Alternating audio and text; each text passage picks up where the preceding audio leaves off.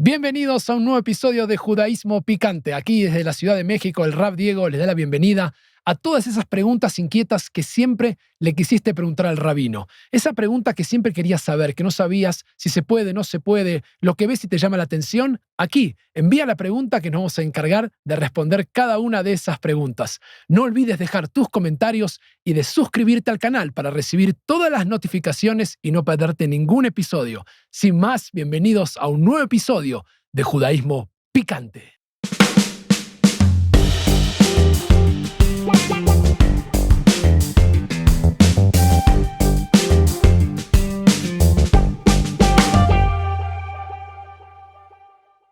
Bueno, vamos a comenzar como hacemos siempre para entrar en clima con nuestro picante. Me escribió nuestro querido Luis Porteni, que me mira y que me dice, tienes que aprender a bancarte el picante. Bueno, hago lo que puedo, Luis, es para eso. Y antes de que yo me coma este picante o mientras lo termino de tragar, les dejo una pregunta inquieta porque ustedes ya han visto el título. Vamos a hablar de las conversiones en el judaísmo, de aquellas personas que se acercan y se quieren convertir al judaísmo.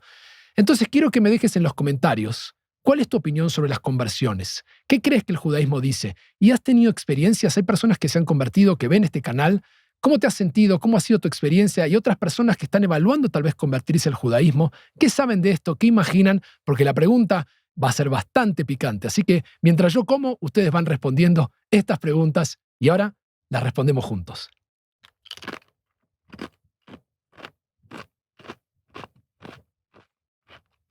Me estoy acostumbrando.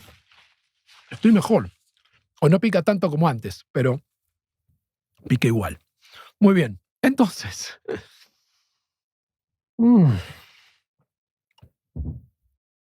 este tema es uno de los temas más simples en términos de halajá, de la práctica judía. Es bien clara, la respuesta está organizada desde el Talmud, de los textos más antiguos, pero sin embargo es uno de los más polémicos en términos emocionales, en lo que despierta el estatus de las personas que se han convertido al judaísmo, de las sensaciones que tienen aquellos que se acercan y cómo los trata la comunidad. Y vamos a lidiar con este tema, esta pregunta, que a muchos realmente los incomoda. Y vamos a ver por qué nos incomoda y la invitación a descubrirnos en estas preguntas. Aquí va la pregunta picante. Rav Diego, me enamoré de una persona judía y yo no soy judía. A través de él descubrí el judaísmo y me encanta. Quiero convertirme para construir juntos un hogar judío para nuestros hijos. Pero muchos me dicen que esa razón no es válida. ¿Es esto verdad? ¿Qué razones son válidas para la conversión al judaísmo y cuáles no? ¿Cómo se determinan? ¿Quién las determina? ¿Y por qué hay tanto rechazo de aceptar personas que se quieren sumar y convertir al judaísmo? ¿No debería ser esto una fuente de orgullo para los judíos que alguien se acerque y que quiere ser parte del pueblo judío?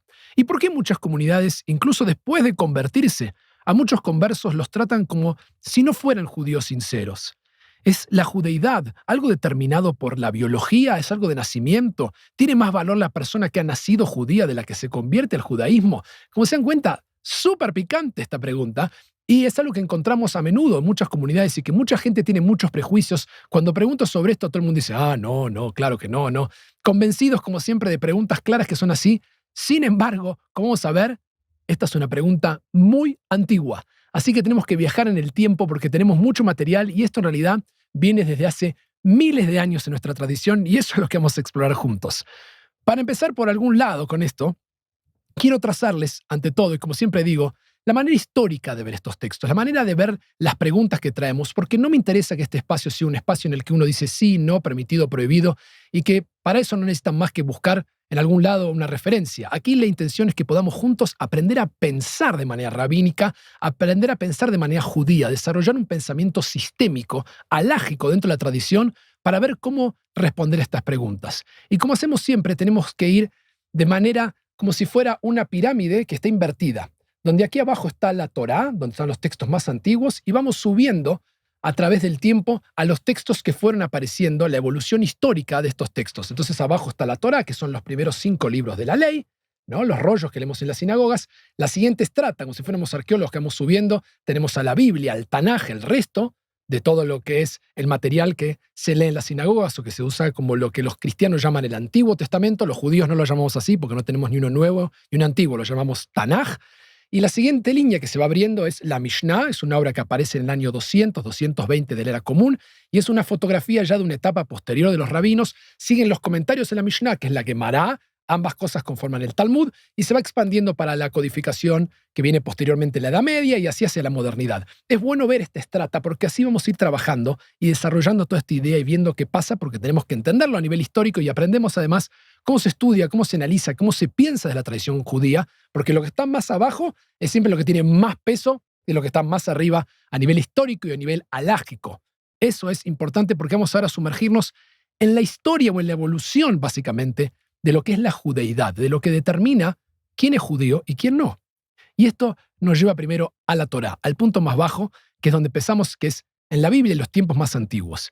Y desde la época bíblica notamos algo que es muy interesante, la descendencia y pertenencia al pueblo de Israel en la Torá, en la Biblia y hasta en el Tanaj mismo, es decir, hasta el resto de todo el contenido de los textos sagrados más antiguos, se transmitía por línea patrilineal, es decir, que era la pertenencia a la familia ancestral del padre lo que determinaba justamente que uno era parte del pueblo judío o del pueblo de Israel. Y esto es muy interesante, lo vemos claramente en todos los textos. Para tener algunas fuentes nada más de referencia, Jacob, también conocido eventualmente como Israel, o sea, él va a cambiar su nombre, que es el hijo de Isaac, de Rivka, es el nieto de Abraham y Sara, el tercero de los patriarcas, tuvo hijos con 4 mujeres diferentes. Esto es para otro podcast, ya se va a venir en algún momento, u otro episodio sobre las mujeres en la Torá en términos no solo de la mujer, sino de esto de la poligamia que existía y cuando cambió. Y todas ellas, todas estas mujeres, no eran originalmente del pueblo de Israel. De hecho, él es Israel, así que ni siquiera como pueblo estaba constituido esto. Pero Lea y Rachel, que son sus esposas principales y que son sus primas, hijas de su tío Labán, era él y todas ellas un arameo, dice la Torá. Además, Jacob tiene hijos no solo con Lea y Rachel, sino con las concubinas. Otro temazo súper complicado, no voy a entrar ahí, pero en el mundo antiguo uno se casaba y también tenía relaciones no solo con sus esposas, sino con las mujeres que servían a sus esposas, que son en este caso Bilhá y Zilpá, y eran sirvientes de Lea y Rachel, y también tuvieron hijos de él que forman parte del pueblo de Israel, y también ellas obviamente eran mujeres del mundo extranjero al pueblo de Israel. Sus hijos son parte de las 12 tribus de Israel. Otro ejemplo posterior que tenemos, incluso Yosef, el gran soñador sobre el final del libro del Génesis en toda esta familia. Yosef, el que tiene la túnica de colores, termina en Egipto en esta historia y se casa con Asenat, que es una mujer egipcia. Sus hijos, Efraim y Menashe, salen de esta unión y son reconocidos como parte del pueblo de Israel también. Más adelante, tal vez el último ejemplo y más paradigmático que tenemos en la Torá, ni más ni menos que Moshe, Moisés, Moshe Rabbeinu, el que recibe la Torá, el gran líder por excelencia del pueblo judío. Como bien sabemos, se casa con Tzipora, hija de Itro. Itro es un sacerdote religioso midianita, es decir, que el abuelo materno de los hijos de Moshe era ni más ni menos que un líder religioso pagano. Y a pesar de todo esto, sus hijos también forman parte del pueblo de Israel. Todo esto a veces me da gracia porque en algunas comunidades, en algunas instituciones, cuando alguien se acerca que quiere sumarse al pueblo judío, le dicen, bueno, muéstrenos que usted es judío, le piden certificados de los matrimonios de sus padres, de él, de sus abuelos, de sus bisabuelos, tráiganle 5 ketubot, ¿no? 5 contratos matrimoniales para atrás, y a veces digo, ni Moshe Rabbeinu entraría en esas sinagogas, sería aceptado. Y es curioso que las personas que se creen que están protegiendo lo más puro de la tradición, a veces no permitirían que alguien como Moshe y su esposa y sus hijos formaran parte porque sería medio dudoso. Pero si fuera esto poco, tenemos el caso por excelencia, tal vez ya no de la Torá, pasamos a la estrata que sigue, que es el Tanaj en la Biblia, que es un libro entero dedicado básicamente a una persona que se convierte, y es muy conocido este libro porque lo leemos en Shavuot, lo leemos en la festividad que se recibe la Torá y lo leemos como un ejemplo de que recibimos la tradición. Me estoy refiriendo ni más ni menos que al libro de Ruth. Ruth es una moabita, no hay ninguna duda, y el texto lo deja bien en claro, y ella es la primera, de alguna manera, que en el mundo bíblico se convierte. No había como conversión, por llamarlo de esa manera, pero es la primera que se suma al pueblo judío con una frase muy famosa que está en el libro de Ruth, capítulo 1, versículo 16. Tu pueblo será mi pueblo, tu Dios mi Dios. Y así Ruth se une al pueblo judío. Lo más paradójico de Ruth y fascinante esta historia es que sobre el final de su narrativa tenemos su descendencia. ¿Y saben quién es Ruth? Es la bisabuela, ni más ni menos que del rey David. El famoso rey David, David, Melech Israel, aquel que es un referente para nuestra tradición, los salmos y tanto. Su bisabuela era una moabita que era ni más ni menos que Ruth, y por si esto fuera poco, la descendencia del Mashiach, la descendencia del Mesías, según la tradición judía, viene del rey David.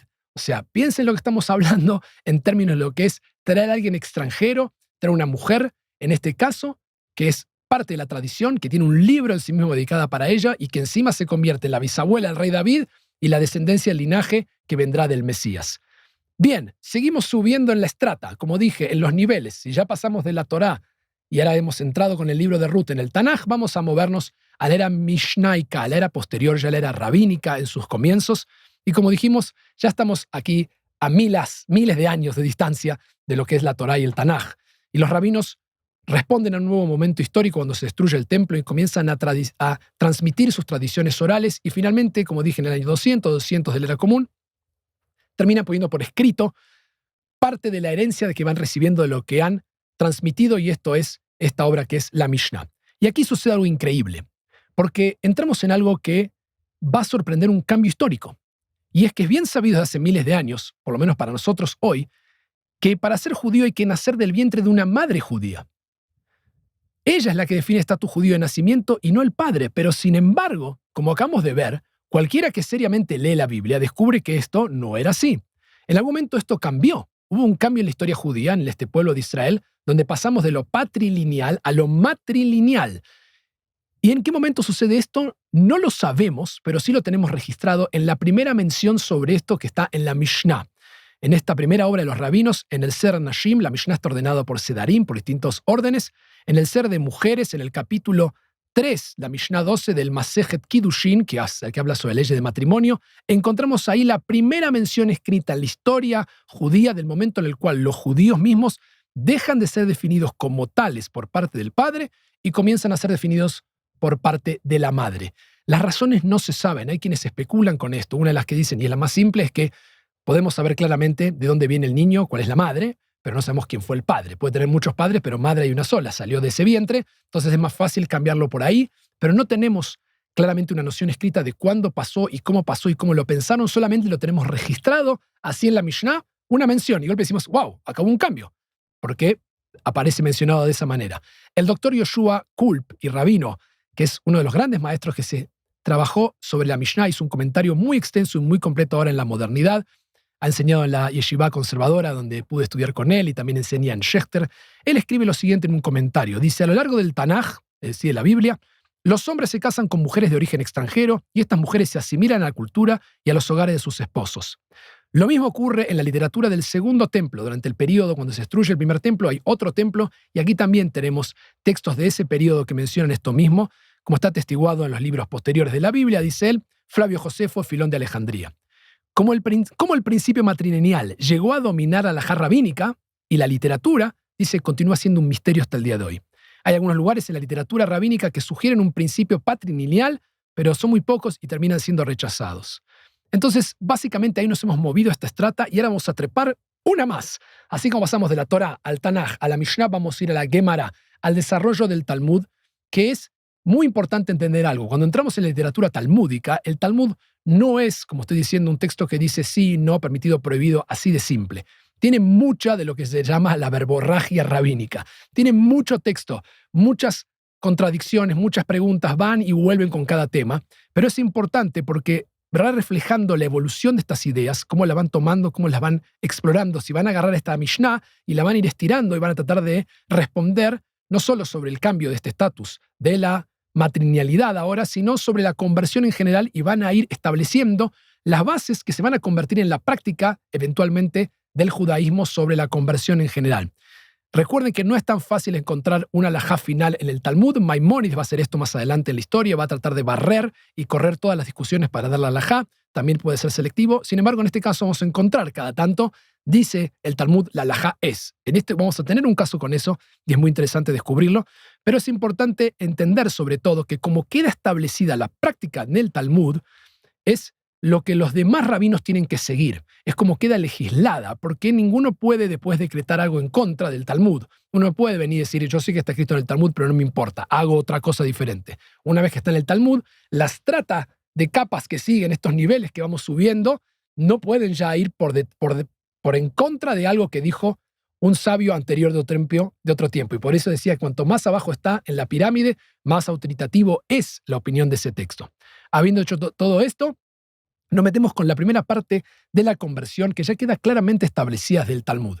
Y es muy sólido, muy evidente y no hay tanta discusión sobre este tema durante el resto de la historia. Me estoy refiriendo principalmente al Brit Milá, a la circuncisión, que es algo que se toma de Abraham, que lo hace, y esto ya en el Talmud aparece. En el Tratado de Yevamot 46a-b encontramos el tema de circuncisión, obviamente para los hombres solamente, o si ya tiene la circuncisión hoy en la modernidad o más adelante se va a desarrollar. No es que hoy en la modernidad se hace esto, se hace de miles de años, pero si la persona ya tenía hecha la circuncisión, no es simplemente hacer una circuncisión, sino que se hace una bendición. No voy a explorar mucho porque me quiero meter en el tema de las motivaciones, pero se hace lo que se llama atafat tambrit, se saca una pequeña gota de sangre. Ya está establecido el Talmud también la inmersión en la mikve, en estas aguas donde uno se sumerge y sale y dice una bendición, que se llama la Tevilá, ya está estructurada el Talmud, y el Talmud también establece el principio del Beit Din, del tribunal rabínico. Y escribe en Yevamot 47b, debe llevarse a cabo todo este proceso en presencia de 3 eruditos de la corte para que se consideren como un tribunal autorizado. 3 personas es lo que considera justamente un Beit Din, 2 son testigos, Edim, cuando hay 3 ya estamos frente a un tribunal rabínico, y escribe el Talmud, incluso el más modesto de los tribunales tiene esta autoridad. Esta cita no es menor, porque vamos a ver en la modernidad quién es un Beit Din aceptable, quién constituye algo que decimos tiene autoridad para hacerlo. Ahora vienen los aspectos más complicados y más picantes en realidad de lo que sigue, que es parte de lo que va a responder la pregunta que han enviado. Estoy mirando el tiempo y para no irme tan lejos voy a evitar el picante porque tengo mucho material muy interesante y recién casi me atrevo a decir que estoy metiéndome en el kit de la cuestión. Pero aquí vienen los aspectos complicados que lidian con la aceptación de lo que uno se está metiendo y las motivaciones principalmente del converso, de la persona que se quiere convertir. Con respecto a la aceptación, el Talmud lo deja muy en claro. En el mismo tratado de Yevamot siguen expandiendo esto y se le pregunta, si en este tiempo una persona desea convertirse al judaísmo, se le debe dirigir la siguiente manera. ¿Qué motivo tienes para desear convertirte al judaísmo? Miren, esto parece que fue escrito ayer, como está el mundo hoy y las cosas que vemos. El Talmud dice, ¿no sabes que Israel en este momento es perseguido y oprimido, despreciado, acosado y sobrellevado por aflicciones? O sea, ¿sabes en lo que te estás metiendo? Básicamente la pregunta, ¿entiendes que este pueblo es un pueblo tremendamente sufrido y todo lo que ha atravesado? Si responde, lo sé, y sin embargo me considero indigno, se lo acepta de inmediato, dice el Talmud, se le instruye algunos mandamientos menores y en algunos de los mayores. Esto ha sido un tema de discusión, cuáles son mitzvot mayores, cuáles son menores, Maimónides lo va a explorar. Y en una braita, en un agregado que tiene el Talmud, también dice, informamos al candidato de la conversión de algunos de los mandamientos más fáciles y algunos de los más severos. Y dice el texto, y esto es importante también, pero no nos extendemos sobre este asunto ni entramos en detalles. O sea, hay una idea de, entiendo lo que estás haciendo, comprende, sí, ok, entonces te explico algunas cositas. No hay un curso de introducción al judaísmo, no hay 3 años para un lado, no existe todo eso. En la época talmúdica, básicamente, al menos en este comentario del Talmud, ¿entiendes en dónde te estás metiendo? Le explicamos un poquito, no explicamos demasiado y adentro. Esa es una primera fuente que tenemos del Talmud sobre el tema de aceptar la responsabilidad de lo que se llama el yugo de las mitzvot. ¿En qué te estás metiendo? Ahora, las motivaciones es un tema fascinante y aquí es donde estamos justamente parados con respecto a la pregunta, ¿qué es una motivación correcta y cuál no? Y muchos piensan que la única respuesta es por Dios, por la Torá, por las mitzvot y nada más. Algo de eso está, pero vamos a ver que la halajá, y eso es lo más interesante y picante de todo esto, no queda así. Miren, en Yevamot 24b tenemos un desglose de varios casos sobre las motivaciones. Y las motivaciones van a ser un tema en la conversión porque van a ser evaluadas. Una de ellas empieza con lo siguiente. Tanto un hombre que se convirtió por causa de una mujer como una mujer que se convirtió por causa de un hombre, y de manera similar, aquel que se convirtió por causa de la mesa del rey, es decir, para tener más poder o más estatus, que también eran considerados prestigiosos, en todos estos casos no son considerados convertidos. Esta es la declaración del rabino Nehemia. Aquí tenemos un rabino del Talmud, Nehemia, que declara que estas no son conversiones sinceras. O sea, si es por amor, si es porque tienes algún interés económico o de poder, no vas a poder. Y el Talmud va a traer muchos casos parecidos a estos. Van a traer casos en los cuales dudamos de esta conversión. Si fue forzada la conversión, si fue a través de un sueño, algo que experimenté algo, no tiene que ser algo que tú quieres hacer, tienes una decisión profunda. Van a discutir también que no puedes tener ningún interés, no puedes convertirte cuando ya llegó el Mashiach, o sea, ahora que llegó me sumo, no, tiene que ser de antes.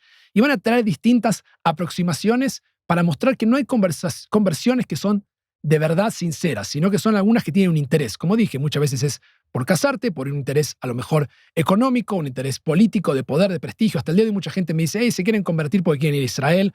Esto me decía mucha gente antes, como que juzgamos las intenciones y las conversiones. Y esto es el tema más polémico, controversial de todo esto, y está ya implícito en el Talmud.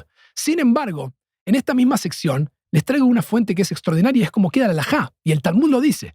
Dice lo siguiente: ¿cómo podría considerarse verdadera una conversión de la mujer que se convirtió por el bien de un hombre? Y el Talmud responde, o sea, en la Gemara se dice, Rav Yitzhak bar Shmuel bar Marta dijo en nombre de Rav, y Rav era el principal amorá babilónico de la generación, era el peso más pesado que tenían en ese momento.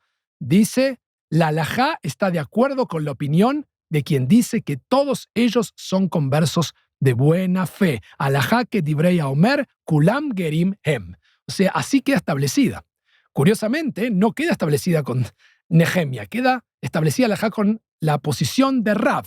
Y Rav, como digo, era la morá principal, y él dice, todos dicen que son sinceros en su conversión y pueden ser recibidos. Tenemos más expansiones interesantes sobre las motivaciones, especialmente en el Tratado de Shabbat, 31a del Talmud. Se relatan 3 casos que son emblemáticos, estudiados hasta el día de hoy, de 3 personas no judías que se acercan a 2 sabios de nuestra tradición, aún no eran rabinos, que son Hillel y Shammai, son Skeinim, son ellos sabios, y son 3 personas que se acercan con distintos casos. Me quiero convertir para ser Cohen Gadol, me quiero convertir mientras me cuentas de qué se trata brevemente, ¿no? Al Regel Ahat, sobre un pie, me quiero convertir sin creer en la ley oral, las enseñanzas de los rabinos. Y en estos casos, la posición de Shammai es siempre no se puede, pero Hillel siempre los recibe. En los 3 casos que no tienen ni lógica, la motivación no es buena, no es pura, de todas maneras Hillel los recibe, y lo más interesante es que nosotros, en nuestra tradición, seguimos la halajá de Hillel. ¿Por qué? Porque Hillel era más humilde, Hillel estudiaba y sus escuelas y sus discípulos, las opiniones de sus contrincantes antes. Por tanto, si seguimos a Hillel, la motivación de la persona para Hillel parecería no importar. O sea, la persona incluso le dice explícitamente, me convierto por esto, Hillel le dice, no importa, lo recibo igual, le enseño, lo formo y de ahí lo convierto. Tal vez el caso más gracioso y más paradigmático sobre las motivaciones y quién es el que se acerca lo encontramos en el Talmud en Menajot 44a. Este es el último caso que les traigo del Talmud. Esta es una historia fascinante de un estudiante rabínico que va a visitar una prostituta. Sí, si están sorprendidos, tenemos muchas historias en el Talmud de rabinos que van con prostitutas. Y este es uno que va a visitar una prostituta romana, es decir, una prostituta pagana, y en esa escena ella se enamora de él y de ella viaja después a buscar al maestro, a su rab, y ella le dice, me quiero convertir. Él le pregunta, ¿habrás puesto los ojos en uno de mis estudiantes? Ella le dice que sí, pero ¿qué hace él? La recibe, le enseña, la convierte y le dice, y ahora puedes estar con él de forma kasher como corresponde. O sea, imaginen hoy en día, cuando alguien se acerca y le preguntamos, bueno, ¿cuál es tu historia familiar? ¿Dónde viene? Bueno, soy una pagana, prostituta, idólatra, y bueno, nosotros, ¿qué? Pero en el mundo del Talmud, esta mujer es recibida, convertida y pasa dentro de la tradición. Una última mención antes de saltar a la siguiente estrata de información es simplemente comentarles que hay un tratado que se llama Masejet Gerim, que algunos traen, pero sin embargo quiero dejar en claro que Masejet Gerim es útil como algo secundario, pero frente al Talmud, cuando se trata de establecer la norma lágica sobre conversión, Masejet Gerim no tiene el peso lágico que tiene justamente estas otras fuentes del Talmud, pero es un texto que trae información relevante sobre el tema. Si alguien se los menciona, los trae. Movámonos para arriba. Vamos a la Edad Media. Mucha información, como les dije, para poder seguir con esto. Durante la Edad Media, básicamente, todo lo que es la parte ritual, que es el Brit Milá, la circuncisión, lo que es la mikve, va a quedar establecido el tema que haya 3 personas, nadie lo discute. El tema más picante se vuelve una vez más el tema de la aceptación de las mitzvot, el tema de qué constituye un tribunal rabínico aceptable, o sea, cuáles son los rabinos que decimos, vale la conversión de estos 3 personas que estuvieron ahí, si la consideramos, y nuevamente el tema de las motivaciones. Quien va a tomar este tema y que es el exponente principal de la Edad Media en todo lo que es halajá es ni más ni menos que Maimónides. Rambam escribe sobre este tema y él toma las mismas ideas del Talmud, las expande un poco y dice que hay que averiguar de dónde viene la persona, por qué motivación lo hizo, y sin embargo él le agrega, un converso al que no se le revisó o al que no se le anunciaron los preceptos y su castigo y fue circuncidado y realizó su inmersión ritual delante de 3 personas, es de todas maneras un converso. O sea, él va a decir, averiguamos, tratamos de saber las motivaciones, todo, pero si esto se hizo igual, ya no hay una manera de ir para atrás y anular esto. Ya está, es un converso. Más adelante va a tener otro comentario sobre esto. Maimónides mismo dice, ¿cómo se recibe a los conversos sinceros? Dice, cuando alguno viene a convertirse entre los idólatras, se lo revisa y si no se encuentra motivo oculto, o sea, también dice, investiga primero, se le pregunta, ¿qué es lo que has visto que deseas convertirte al judaísmo? Estamos nuevamente en esta idea. Y dice, ¿acaso no sabes que somos rechazados? Lo mismo que vimos antes. Y dice, sí, lo sé, se lo recibe inmediatamente. Y él le dice, se le hace saber los principios fundamentales de la ley. Él agrega esto y acaba de agregar lo que el Talmud dice, que es la unicidad de Dios y la prohibición de cultos idólatras. O sea, para Maimónides, si la persona entiende que hay un solo Dios y que no se puede adorar a otros dioses, ya ha entendido lo más importante. Se le debe mencionar esto extensamente y se le hace saber otras mitzvot. Y aquí es lo que más me gusta y quiero hacer hincapié en esto y dice, y no se debe ser puntilloso, dice Maimónides, no sea que se lo preocupe de sobremanera y lo hagan correr del buen camino que venía, dado que al comienzo no se atrae al hombre sino con palabras suaves. O sea, Maimónides nos dice, no se pongan severos con esto, no sean demasiado puntillosos, no le compliquen la vida a la persona que se quiere convertir, no le tires toda la halajá y todo lo complicado que es, sino no sea cosa de cambio de opinión. O sea, está diciendo, no, esto es bueno. O sea, no le compliques todo el caso porque está eligiendo algo que nosotros queremos, diría Maimónides, solo averigua cuáles son las motivaciones, encárgate de explicarle bien que tiene que creer en un solo Dios, explícale las mitzvot más o menos importantes de a poquito, recíbelo, pero no le des demasiado, no le compliques la vida, lo cual parecería una antítesis de mucho de lo que vemos hoy o mucho de lo que leemos de las experiencias de las personas.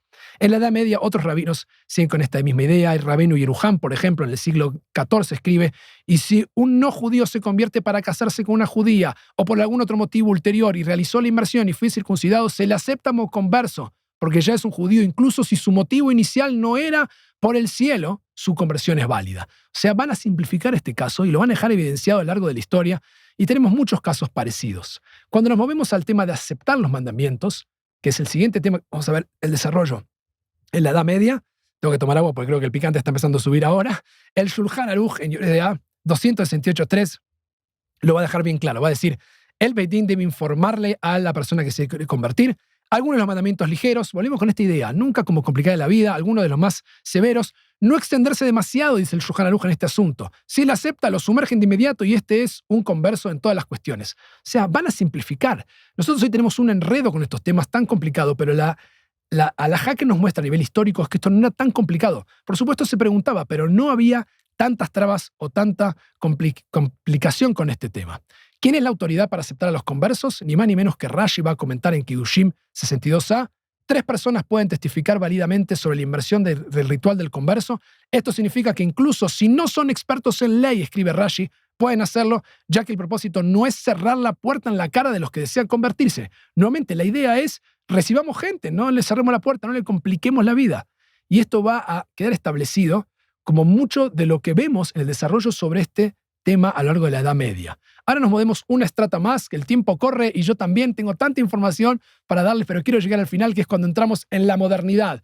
Y en la modernidad sucede algo fascinante. La modernidad es un periodo muy diferente al mundo premoderno, al mundo medieval, al mundo clásico antiguo. Y el desafío principal es que los judíos son emancipados en Europa y surge un sistema de matrimonio civil que no existía en el mundo antiguo premoderno, por lo cual los judíos pueden libremente casarse con no judíos si deciden hacerlo, no judíos con judíos, y ya no requieren justamente de una autorización, porque en el mundo anterior a eso, si querías estar reconocido como marido y mujer o mostrarte públicamente con una persona, estaba la autorización o de la iglesia o de los rabinos para decir esto. Pero sin embargo, cuando empieza la modernidad y surgen los estados modernos, aparece la ley civil moderna, que no tiene mucho tiempo en nuestros países hasta el día de hoy, y esto genera un cambio radical, porque ya la persona que se acerca no tiene una motivación particular para mostrarse públicamente casado o no, lo puede hacer a nivel civil. Y el primero que reconoce esto, y que es una de las respuestas más extraordinarias, es el Rav David Zvi Hoffman. Se asocia con el Rav Hirsch también, el tema del mundo del ortodoxio, la ortodoxia moderna, es el movimiento ortodoxo que empieza a nacer ahí. Y él tiene una respuesta de un clásico tema que aborda donde una mujer se acerca a una pareja que ya están casados civilmente y ella está embarazada. Y él dice, voy a hacer algo que yo sé que históricamente no es la costumbre, no es lo que hacemos, los voy a convertir. ¿Por qué? Porque no quiero que vivan en transgresión. Es impresionante, es una primera respuesta que tenemos que reconoce ni más ni menos al mundo civil, no le da un estatus alágico, pero dice, si ya públicamente están mostrando como marido y mujer, prefiero que se casen, que no vivan en transgresión y más si va a tener un hijo, que crezca en un lugar judío y los convierte. Es un ejemplo extraordinario de flexibilidad de quien va a ser el padre de uno de los movimientos de la actualidad, que es la ortodoxia. Pero por supuesto esto hoy en día tal vez no lo vemos, se oculta, pero es una de las respuestas más interesantes, porque el tema central aquí es eso. Hoy en día, hoy en la modernidad, básicamente, las personas no necesitan la autoridad, la aprobación rabínica para casarse. Pueden ir por el lado civil y hacerlo, y de hecho la ketubá sigue siendo algo que es para nosotros internamente muy simbólico y que tiene el valor del peso de la ley a nivel interno, pero no en los gobiernos civiles. Estados Unidos sí tiene validez, pero en la mayoría de los países es como que la ketubá es una cosa de ustedes religiosa. Necesito mostrar que ustedes están casados a nivel civil para el gobierno, para la nación de la que uno pertenece. Entonces, ¿para qué se acerca la persona? ¿Cuál es la motivación? y todos los rabinos actualmente, muchos de ellos van a decir que prefieren convertirlos para que no vivan en transgresión o reconocer que toda esta categoría de que me acerqué porque me enamoré y necesito de la autorización para casarme ya no tiene sentido. ¿Por qué? Justamente porque dicen, la única razón por la que alguien se presentaría en el mundo moderno y buscaría convertirse en el contexto de un matrimonio es porque está profundamente atraído y conectado con la herencia judía, la religión, la forma de vida, y ser considerado parte completa de la familia judía, y por lo tanto la motivación ya no es para poder públicamente moverme, porque eso lo puedo hacer y ya ni me importa si el rabino me lo reconoce o no, porque yo lo puedo hacer igual, pero lo hago por un tema de justamente de amor, de pasión, de reconocimiento de esta tradición. Todo esto ha llevado este desglose a esta respuesta del rabino Masorti Tuvia Friedman, un grande de nuestra tradición, el mundo conservador, quien, con aprobación unánime del Vada a Rabanim en Israel en 1988, trajo lo siguiente, dijo, todo lo anterior me lleva a estas tres conclusiones, que es la posición que la adopta. Primero, que es válida la conversión con fines matrimoniales, basándose en la halajá, justamente que vimos del Talmud, de Rav, y todos los comentarios posteriores que vimos medievales, que si bien algunas voces dudan, ningún posek halajá, ninguno dijo no se puede, está prohibido, salió mal, estuvo mal hecho al principio, cancelemos, nadie lo dijo justamente lo que di los casos es, ya lo hicieron, adelante. Lo segundo que dice es, un candidato a la conversión no se invalida cuando se sospecha que él o que ella no observará todos los mandamientos. De hecho, no se le pide observar todos los mandamientos. Vimos que eran poquitos, enséñale lo más importante, no toda la tradición judía. No te conviertes en algo que frena a esta persona que viene en un buen camino. Y tercero, dice, aunque la halajá no requiere que los tres eruditos halájicos supervisen el proceso de conversión, y él aquí agrega algo interesante, ha sido la práctica durante siglos que los rabinos supervisen el proceso de conversión y sean ellos quienes acepten a los conversos. Y esta práctica, dice, debe seguirse hoy. Aunque sé que cualquiera puede ser parte de un Beit Din, que sean los rabinos, dice él, y trae esa idea. Llegamos al final y estamos pasados del tiempo tradicional que generalmente estoy mirando en mi reloj acá arriba, que es el que usamos a menudo para más o menos condensar todas estas preguntas, pero no quiero dejarlo sin la parte final, que es la parte tal vez también picante y jugosa, y que lidia con este tema de las preguntas de por qué tanto rechazo a aceptar a la gente, por qué no los reconocen después, por qué la gente siente que los tratan diferentes, por qué se sienten como que tienen más valor, parecería el que nació, el que se convirtió, ¿de dónde viene todo esto? Y el tema sobre esto, que es el tema picante y el tema más emocional, sobre lo que la gente siente, es básicamente algo más visceral, inexplicable, como vemos, emocional, y cada uno de nosotros tiene que descubrir y tratar de pensar, porque no va por el plano lógico, racional, como estamos viendo según las fuentes, sino que lidia con un tema de cuánta capacidad de tolerancia y flexibilidad tenemos cada uno de nosotros frente a los que crecieron con otros bagajes culturales. ¿Cuánto me puedo aguantar o soportar al que parece diferente o es distinto a lo que yo creo que debería ser? Es la pregunta. Y debemos considerar además que nuestra literatura, es decir, todo el Talmud, es muy amplio y hay personas que se agarran de ciertos textos y de otros textos distintos para justificar, lo cual siempre nos dice más sobre esa persona que el texto, ¿no? Cuando yo elijo, y acá estoy siendo yo también selectivo, y siempre les digo esto, que yo traiga todo esto no significa que tienen que hacer lo que yo digo, estoy respondiendo una pregunta, desarrollando la historia de todo este tema, y no sin embargo digo, hagan lo que yo digo, en cada comunidad, en cada rabino, cada institución puede tomar sus decisiones, solamente es invitarnos a pensar todas estas preguntas. Y podemos elegir posiciones desfavorables porque las tenemos en el Talmud, pero también tenemos posiciones favorables en el Talmud. Por ejemplo, una posición desfavorable del Talmud. Dice el Talmud en Yevamot 119b, vendrá un mal detrás de otro a aquellos que acepten conversos. Fuertísimo. Está en el Talmud. Otra del Talmud, dijo un sabio, un judío que viene a convertirse, se le dice, ¿qué has visto que deseas convertirte? ¿Y qué le hacen saber algunos preceptos y todo lo que vimos? Y dice al final, Rav Helbo, que aparece ahí, los conversos son tan perjudiciales para Israel como es la sarna.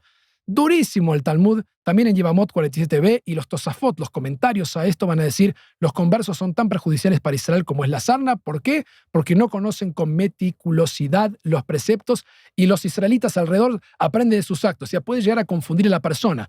Yo conocí un rabino que decía lo contrario, puede llegar a saber más que la persona y lo confunde porque sabe más que la persona, porque estudió de grande y el que nació a veces no sigue estudiando y el que se acerca de grande estudia todo para participar y termina sabiendo más que el que nació y nunca más exploró. Pero hay posiciones desfavorables que si uno las quiere tomar y las quiere leer, y hay muchos rabinos y hay muchas comunidades que se agarran de esta y dicen, esta es la mía, yo creo en esto, creo en estas posiciones, son decisiones. ¿Por qué? Porque le está el contrapeso. El Talmud también dice en otro lado, Rabbi Eliezer ben Pedat dijo, no exilió el Kadosh Baruj Hu, Dios, a Israel entre las naciones, sino para que se le sumen justamente extranjeros, para que se sumen gente extraña al pueblo. Esto está en Pesajim 87b. La posición es exactamente la opuesta. Dios envió al exilio al pueblo de Israel para que traiga más gente. De hecho, esto es lo que hizo Abraham al principio. Abraham era el primero que de una manera se convirtió, aceptó esta relación. Él no nace como judío, es un hebreo, viene de otro lado, pero hace su Brit Milá y después tiene que buscar gente, porque era el único judío que había. Así que tiene que expandir su agenda de traer gente. Y uno que me encanta, que es Resh Lakish, trae posición favorable extraordinaria. Dice, el converso es más amado a los ojos del santo bendito que aquella multitud que estuvo en el monte Sinai. ¿Por qué? Si aquella multitud no hubiese visto los truenos y las llamas y los relámpagos y la voz del shofar, no hubiesen aceptado el yugo celestial. Y estos que no han visto nada de todo eso, que sin embargo vienen y se consagran al Kadosh Baruj Hu, reciben el yugo celestial. ¿Hay acaso alguien que pueda ser más amado que estos por Dios? Esto lo encontramos en el Midrash Tanhuma, en Lech Lechá. Impresionante este comentario de Resh Lakish. Por supuesto que con esto vamos a concluir todo este desglose y todo lo estamos viendo, pero la idea principal es que vamos a expandir que no es tan simple una respuesta de sí o no, no se puede. Como hemos visto, la halajá básicamente queda como que sí se puede en algunas preguntas. En el caso de esta particular, si me enamoré y quiero hoy en la modernidad, con todos estos casos estamos viendo cómo se desglosa esto, pero hay que entender que hay dos posiciones no resueltas generalmente y que a lo largo de la Edad Media muchos judíos rechazaron por temor que el mundo cristiano, el mundo islámico los atacara, porque tenían que convertir gente a su tradición, podía ser peligroso y por eso muchos rabinos dijeron no hagamos esto porque nos pone en peligro, pero siempre hubo cuestionamientos sobre cuál es la intención, siempre hubo dudas con eso y también el tema de que no tengan justamente una causa que sea diferente a la que debería ser, que es el amor a Dios, la Torah y las mitzvot, pero sin embargo en ese enredo y esa pregunta también terminaron siendo aceptados y tenidos en cuenta y tratar de evitar que esto sea una cosa que les complique la vida. Sobre lo último y sobre el final, realmente créanme que esto es lo último de lo último.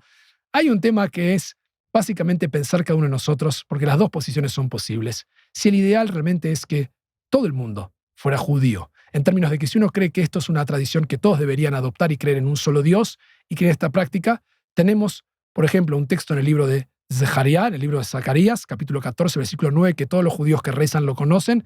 Final de la Leinu le Shabeach, de ese rezo, dice, Vayom Ahu Yeh Hashem Echad Ushmo Echad. Llegará un día en que será su nombre uno y él será uno. O sea, hay un anhelo de mucho decir, si esto es lo que nosotros creemos, y más como estamos viviendo, que se sumen todos, que sean parte de nuestro pueblo. ¿Qué problema tenemos? ¿Qué más que eso? Si es lo que queremos. Hay otros que dicen, no, sacaron esta cosa de los noágidas para no traer tanta gente, que se mantengan afuera, practiquen esto. ¿Por qué? Porque hay otros que creen esta posición que está en Deuteronomio, donde Dios dice, no porque sean más numerosos que todos los pueblos, los ha querido el Señor y los ha escogido ustedes, vosotros eran más insignificantes que todos los pueblos. Es decir, que hay otros que argumentan que no, tenemos que ser chiquitos, mantenernos chiquitos, tienes una cosa más exclusiva, un club, que no queremos que todos sean parte de este club, y van a encontrar estas barreras. Las dos están, las dos posiciones, y cada uno tiene que preguntarse, con todo esto que hemos compartido, realmente tan amplio de tanto tiempo a nivel histórico, a nivel legal, a nivel sociológico, a nivel de lo que nos pasa a cada uno, a nivel ni más ni menos que de las fuentes tradicionales, ¿dónde estamos parados con todo esto?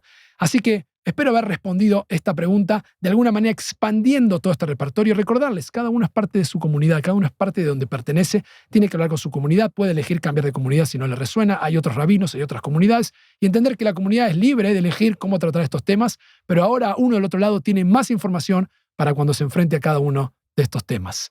Con eso terminamos, espero que hayan seguido todo el desglose histórico, déjenme sus comentarios a estas preguntas tan picantes. ¿Qué sienten con todos estos temas? No olviden de suscribirse para no perderse ningún episodio más. Y nos vemos en el próximo episodio de Judaísmo Picante.